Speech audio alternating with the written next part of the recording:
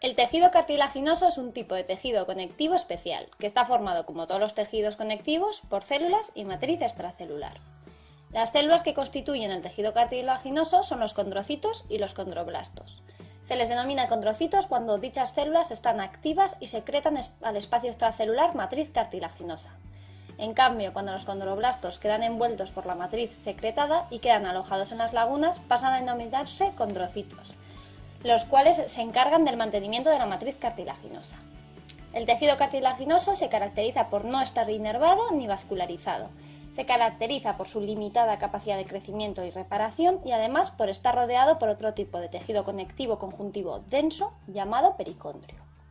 Según las diferentes características, el tejido cartilaginoso se puede dividir en hialino, elástico, fibroso, que este último también se llama fibrocartílago. Vamos a estudiar primero el tejido cartilaginoso, el cual se caracteriza por ser un tejido bastante elástico, además de tener un color azulado, como se puede observar en la imagen, la cual sería una visión de cartílago hialino, microscopía óptica y tinción de hematoxilina eosina, como el resto de imágenes que veremos a continuación del tejido cartilaginoso. En esta imagen en concreto corresponde a un corte transversal del cuello. Se puede observar el cartílago hialino rodeándolo y en un tono rosado el pericondrio. Aquí podemos observar la misma imagen a mayor aumento, donde se observa el cartílago hialino con los condrocitos en las lagunas, agrupados en grupos de 2 o 4, formando una estructura llamada condrona, o grupos isogénicos de Renaud, señalado en la imagen con color morado. Estas condronas se encuentran en la matriz extracelular, rica en proteoglicanos, la cual podemos dividir en dos: matriz territorial, que es la que se encuentra dentro de los grupos isogénicos, rodeando a estos, y a las lagunas en las que se encuentran los condrocitos, y luego encontramos la matriz interterritorial, que se encuentra entre las condronas, rellenando el cartílago y ligeramente teñida, debido a que tiene menos cantidad de proteoglicanos que la matriz territorial.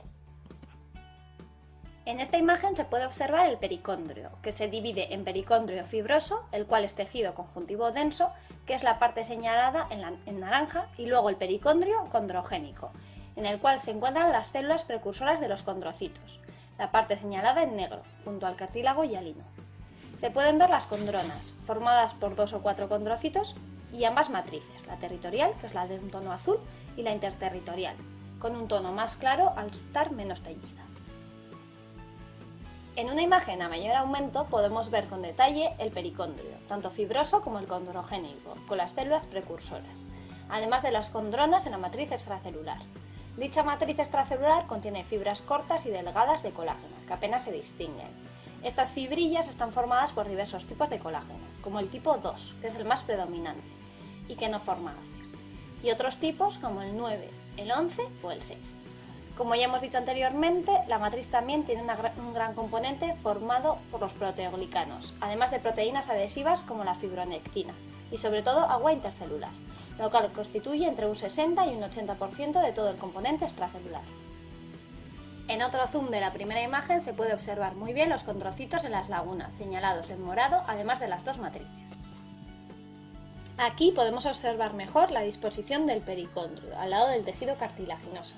Tanto el pericondrio fibroso, señalando en naranja con sus fibroblastos característicos de los tejidos conjuntivos, y el pericondrio celular o condrogénico, con las células precursoras señaladas en negro, además de los condrocitos que se encuentran formando un grupo isogénico, señalado en morado abajo a la izquierda de la imagen. Finalmente, para terminar el tejido cartilaginoso hialino, se puede observar muy bien en esta imagen ambas estructuras, lo que es predominantemente cartílago, teñido de azul, y el pericondrio rodeándolo.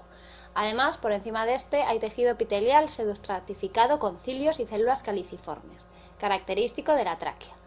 El tejido cartilaginoso está presente también en nariz, laringe, bronquios, extremos costales y las superficies articulares de los huesos, aunque en este último caso no existe pericondrio. Pasamos ahora a ver el cartílago elástico, que como se puede observar es de un tono un poco amarillento y no tiene ese tono azul característico del hialino. En este caso, esta imagen pertenece a un corte de epiglotis, aunque también está presente en los pabellones auriculares, conductos auditivos externos, trompas de Eustaquio y los cartílagos corniculados de Santorini, y en cuneiformes que se encuentran en la laringe. Aquí se puede ver, como muy bien está señalado, tanto el pericondrio con las células precursoras como el tejido cartilaginoso, el cual se diferencia del hialino principalmente en las abundantes fibras elásticas que posee. además de haber un menor número de condronas, aunque un mayor número de condrocitos aislados. Se puede ver muy bien aquí el aspecto fibroso que tiene, debido a la cantidad de fibras elásticas que posee, además del pericondrio teñido de forma más clara rodeándolo. Si hacemos un zoom en la imagen anterior, se puede observar mucho mejor la división que hay entre el pericondrio fibroso señalado en naranja y el pericondrio celular señalado en negro. Haciendo más zoom ya podemos ver las células precursoras en el pericondrio celular y el tejido conectivo conjuntivo denso del pericondrio fibroso. Para terminar, si aumentamos el aumento del microscopio, podemos llegar a observar los condrocitos señalados en morado, y tanto la matriz territorial como la interterritorial, en la cual se puede llegar a ver ese aspecto fibroso debido a la gran cantidad de fibras elásticas en la matriz extracelular. Por último, tenemos el tejido cartilaginoso fibroso, que también se llama fibrocartílago, el cual se diferencia de los otros dos en que no tiene pericondrio, como se puede observar en la imagen. Otra característica del fibrocartílago es la disposición de los condrocitos, que se encuentran aislados o formando condronas alargadas de pocos condrocitos. Entre estos condrocitos también se puede ver fibrocartílago, que tiene forma alargada y plana. Si hacemos zoom a una condrona podemos observar su forma alargada y formada por pocos condrocitos, además de ver la matriz extracelular, característica por sus fibrilas de colágeno formadas por colágeno de tipo 1, que forman haces, y por colágeno de tipo 2, que como en el cartílago hialino no forman haces. Este tipo de cartílago lo podemos encontrar en diferentes sitios, como los discos intervertebrales, en la sínfisis de los huesos o en los meniscos interarticulares. Por último, podemos ver un esquema de los diferentes tipos de cartílago y sus diferencias, en donde se puede ver que el cartílago elástico presenta un aspecto más fibroso que el hialino, además del cartílago fibroso con sus condrocitos dispuestos de forma alargada que les caracteriza. El siguiente tema a tratar es el tejido óseo, que es por definición un tejido conectivo denso, regular, bitenso, en cuya matriz extracelular se ha producido un depósito de sales de calcio, lo cual le confiere las características de dureza, gran resistencia a la tracción y compresión por el ordenamiento de las fibras de colágeno, ligereza de peso y dinamicidad, que puede hacer un remodelado continuo según los requerimientos. En niñas, por ejemplo, es mayor que en adultos. Sus funciones son las de apoyo interno del hueso, ser el lugar de inserción de músculos y tendones, proteger órganos vitales de cavidades craneales y torácicas, envolver la médula ósea roja, la hematopoyética, y actuar como depósito de calcio movilizado. Para hablar del hueso, lo describiremos primero macroscópicamente y más adelante microscópicamente. En cuanto a la macroscopía, la estructura del hueso es distinta según sea de tipo hueso largo o de tipo hueso plano. Así vemos que en el hueso largo está el periósteo, la zona compacta, la esponjosa, la cavidad medular y el endósteo, identificada cada una de ellas en la imagen que se presenta. Los huesos largos son, por ejemplo, fémur, peroné, falanges. Cada una de las partes se diferencian en su composición. El periósteo es tejido conjuntivo denso y regular con capacidad osteogénica. La zona compacta es la corteza externa del hueso, que en epífisis se recubre de tejido cartilaginoso y hialino. La zona esponjosa sigue a la compacta y la forman trabéculas entrelazadas. La cavidad medular es una cavidad vertical, se sigue de la zona esponjosa y la ocupan la médula amarilla así como la roja, dependiendo del hueso. La médula roja en las personas adultas no está en todos los huesos. Por último, el endósteo cubre las zonas internas, la forma una capa epiteloide de células con capacidad osteógena. Vemos de nuevo en esta imagen las partes descritas sobre la anterior imagen. Esta se corresponde a un corte histológico real. Aplicando mayor aumento a la imagen anterior, vemos la zona esponjosa, dentro de la cual está la cavidad medular recubierta por el endósteo. Igual que la imagen anterior, pero a mayor aumento. Es tejido óseo, hueso largo, corte transversal, tinción, hematoxilina eosina. En cuanto a los huesos planos, como el esternón, pelvis y huesos del cráneo, la estructura es la siguiente: pericráneo, formado por tejido conjuntivo denso, tablas externas e internas, ambas formadas por tejido óseo compacto. El diploe, o zona central, formada por el tejido óseo esponjoso. El endósteo, donde están las células osteoprogenitoras. Y las médulas roja y amarilla, dentro de la cavidad medular. En esta tabla se puede ver la comparación entre ambos huesos, largos y planos, según las características macroscópicas que ya hemos comentado. La estructura microscópica del hueso. A nivel microscópico, la unidad histológica del tejido óseo compacto es la osteona o sistema de Havers. Este sistema está formado por un conducto central, llamado también de Havers, que contiene en su interior capilares sanguíneos, vasos linfáticos, fibras nerviosas y tejido conectivo. Alrededor de este conducto se disponen una serie de laminillas unidas entre sí por unos canalículos y compuestas por matriz calcificada, en la que encontramos unas lagunas lenticulares que alojan a los osteocitos.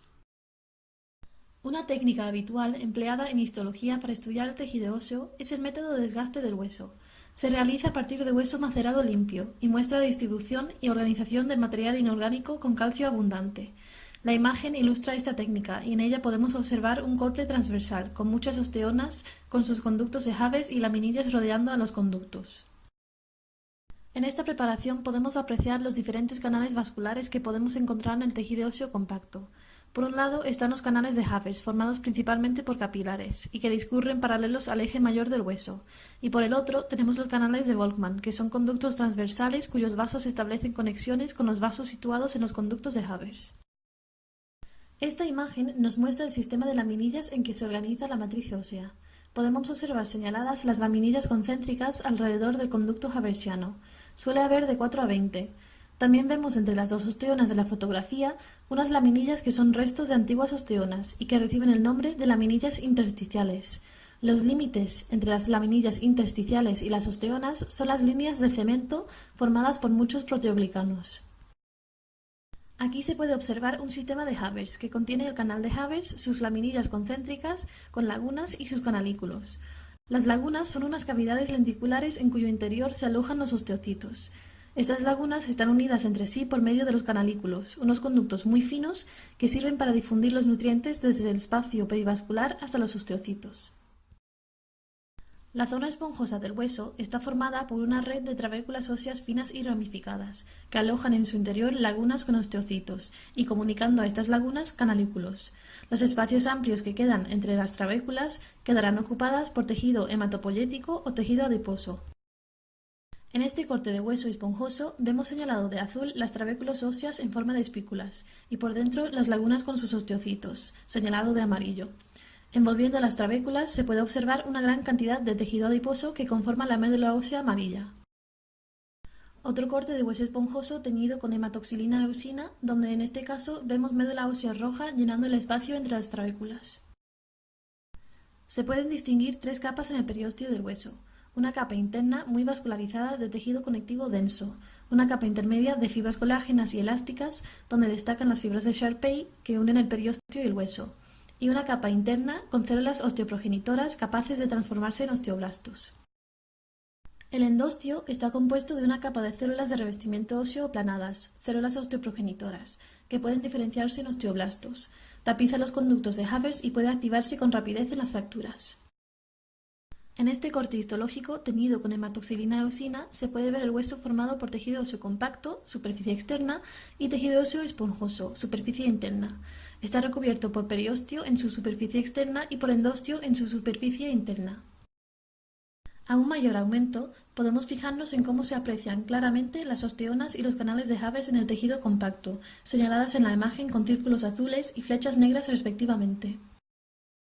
La matriz ósea se encuentra mineralizada, lo que le da al hueso una gran resistencia a la compresión y a la tracción. Está compuesta por material orgánico, sobre todo fibras colágenas, proteínas óseas como la osteocalcina, osteonectina y proteoglicanos del tipo de agrecano, en alrededor del 35%, y minerales, principalmente fosfato de calcio, en aproximadamente un 65%. Las fibras de colágena representan el 90% del material orgánico del hueso y pertenecen al tipo 1. En el tejido óseo maduro se disponen paralelas entre sí. En cambio, en el tejido óseo inmaduro, las fibras de colágena están dispuestas al azar.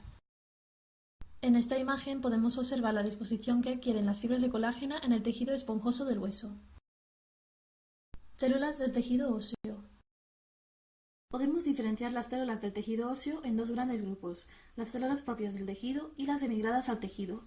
Las células propias del tejido empiezan como células osteoprogenitoras, relativamente indiferenciadas. Al diferenciarse estas, se transforman en osteoblastos, los cuales son sintetizadores de matriz ósea. Finalmente, cuando los osteoblastos quedan completamente envueltos en su propia secreción y pierden actividad, pasan a llamarse osteocitos, ocupando las lagunas de la matriz ósea. Por otro lado, tenemos las células emigradas al tejido, los denominados preosteoclastos, cuando todavía se encuentran en sangre circulante. que posteriormente, al alcanzar el hueso, se transforman en osteoclastos, gracias a la acción de los factores liberados por los osteoblastos. Estas pueden reabsorber matriz ósea, es decir, remodelar el hueso, y forman parte del sistema fagocítico mononuclear. Las células osteoprogenitoras derivan de las células mesenquimatosas. Son células que pueden proliferar y diferenciarse. En el hueso maduro son fusiformes, escasas y muy aplanadas, similares a los fibroblastos. Aquí se encuentran adosadas a la superficie del hueso, en la zona interna del periósteo y en el endostio. En el hueso en crecimiento son más abundantes y presentan mayor contenido citoplasmático. Siguen siendo fusiformes, pero ya menos aplanadas. Este es el caso de las células de las metáfisis de los huesos largos. Los osteoblastos provienen de las células osteoprogenitoras. Forman una capa epitelioide de células cúbicas basófilas con fuerte positividad para la fosfatasa alcalina. Tienen prolongaciones citoplasmáticas que contactan con las prolongaciones de osteoblastos vecinos mediante uniones tipo gap. Su función principal es la de sintetizar matriz ósea. En cuanto a su contenido, presentan un núcleo excéntrico. Tienen un retículo endoplasmático granular bien desarrollado, por lo que su citoplasma es basófilo, y abundante aparato de Golgi. Por otro lado, también presentan abundantes mitocondrias, además de lisosomas, gotas lipídicas y vacuolas con material amorfo. Entre sus funciones principales tenemos la síntesis y mineralización de la matriz extracelular. Las células son estimuladas a proliferar y comenzar a sintetizar los componentes orgánicos de la matriz ósea, es decir, la sustancia osteoide, por ciertas hormonas como los andrógenos, estrógenos y GH y por la vitamina D. La mineralización del osteoide se produce cuando las concentraciones de iones calcio y fosfato superan un umbral. Como la mineralización es más tardía que la secreción, habrá una pequeña banda de osteoide entre el osteoblasto y la matriz mineralizada. Cuando los osteoblastos quedan envueltos por completo por la matriz que van sintetizando, se inactivan y se transforman en osteocitos. Si se inactivan antes de quedar envueltos, se convierten de nuevo en células fusiformes que forman parte del endostio o de la capa profunda del periósteo. Otra función es la de facilitar el acceso de los osteoclastos a la matriz ósea para su reabsorción. La hormona PTH actúa sobre los receptores de membrana de los osteoblastos. Así, se inactiva la proliferación y la actividad de síntesis de sustancia osteoide. Se activa la síntesis de otros productos que acaban con la hidrólisis de las fibras de colágeno que impiden el acceso de los osteoclastos a la matriz ósea para su reabsorción y que inducen la proliferación y la activación de los osteoclastos. Entre estos, secretan procolagenasa para reabsorber la sustancia osteoide que los rodea, la cual se activa gracias a que el plasminógeno se convierte en plasmina. Por otro lado, secretan unos factores estimulantes que hacen proliferar y madurar a los preosteoclastos y que activan a los osteoclastos vecinos. Los osteocitos son las células principales del hueso maduro, se sitúan en lagunas óseas y presentan forma lenticular. Además, poseen unas prolongaciones citoplasmáticas con abundante citoesqueleto, que se insertan en los canalículos o conductos calcóforos de la matriz ósea para contactar con las de osteocitos vecinos mediante uniones tipo gap. En cuanto a sus aspectos intracelulares, presentan aparato de Golgi y retículo endoplasmático granular bien desarrollado. Por otro lado, no son metabólicamente inertes, sino que se encargan del mantenimiento de la matriz ósea vecina. Los osteoclastos son células del sistema fagocítico mononuclear que se encuentran en las zonas de absorción ósea. Sus precursores son los mismos que los de los monocitos y macrófagos, siendo indiferenciables morfológicamente de los monocitos, aunque se diferencian por tener en sus lisosomas una fosfatasa ácida tartrato resistente. Se sitúan en las lagunas de Hauship, formadas por la reabsorción de los propios osteoclastos. Son células muy grandes, de 20 a 150 micrómetros, multinucleadas gracias a la fusión de varios preosteoclastos, y los núcleos se sitúan alejados de la zona de reabsorción. Presentan una membrana celular irregular. En la zona de reabsorción presentan un borde plegado o fruncido, muy cambiante, con prolongaciones foliadas de membrana. En la cara citoplasmática de estos pliegues existen unos apéndices delgados de 20 nanómetros y abundantes microfilamentos de actina. Además, su citoplasma es eosinófilo, con mitocondrias y lisosomos abundantes y tantos pares de centriolos como núcleos. Los factores liberados por los osteoblastos que convierten los preosteoclastos en osteoclastos son la IL-1 y IL-6 que activan la proliferación de los preosteoclastos, la TGF-beta que induce la fusión de preosteoclastos para formar osteoclastos y la PGE2 que activa al osteoclasto a reabsorber la matriz ósea. Su actividad fundamental es la de reabsorción de la matriz ósea. La PTH activa el proceso. Tiene una activación indirecta, puesto que los osteoclastos no presentan receptores. Activa a los osteoblastos a sintetizar factores que activan la proliferación, diferenciación y activación de los osteoclastos. La inhibición de la reabsorción es producida por la hormona calcitonina. La osteolisis se produce fuera del osteoclasto, en el espacio extracelular. Aquí se vierten los enzimas de los lisosomas y ejercen su acción sobre la matriz ósea. El calcio y el resto de los productos que resultan de la osteólisis difunden hasta los capilares más próximos.